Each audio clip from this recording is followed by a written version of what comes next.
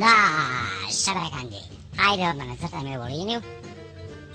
Šta si sanjao, mili brate, šta si sanjao ti? Sanjao sam, a jebem ga ja, pa svaki put me zajebavaš. Jel problem nacrtati ovu liniju ovdje? Kad god ovaj crtan ide, ti stalno mene zajebavaš, valjda te moram moliti da me nacrtaš. De isto sam nacrtaj. Čovječe, nacrtao mi ribe, straha. Sad ja trebam to da fatam i da ja frndeknem nečim, da ih lapim, ali neće. Opa, neće to tako ići.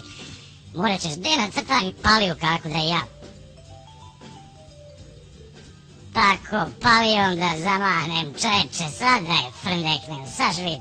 Opa, opa, ode ja dole, to je sad još gori problem, pa de sad, ne može ovako ići. Ne mogu ja ni i roniti dole, nemam ja to rukama čime ufat, pa nisam budala. Ti stvarno mene voliš tako pravi budala.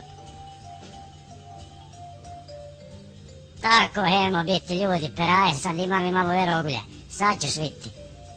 Putuje moj aran, putujem i ja, oba nas je zanijela, a šik žena ta neće ovo ništa, evo šta sam, cipele, šta je stvarno, jel crtani postoji za ovu tvoju zajebanciju?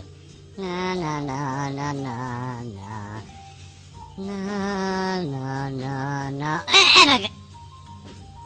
eno ga opet, jel opet? To si neke seljačke fore da mi ostavljaš rupe. Na na na ni na ni na ni. Čovječe, vid grbe, jel ovo ukupo neko kamilu ovdje? Na ovo se možeš sjesti, ha ha ha ha ha ha. Opa!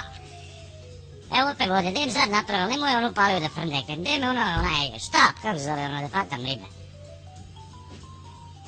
Tako, stari moj, sad ću vidjeti kad na gojencu ja metem. La taraj. Opo, evo ga, sad ćeš ti vidjeti kad ja ovu frndeknem, pravo ribolovo neto zapelo, gdje sad nam crtaj? Sad mi crtaj mi, sad pomaži!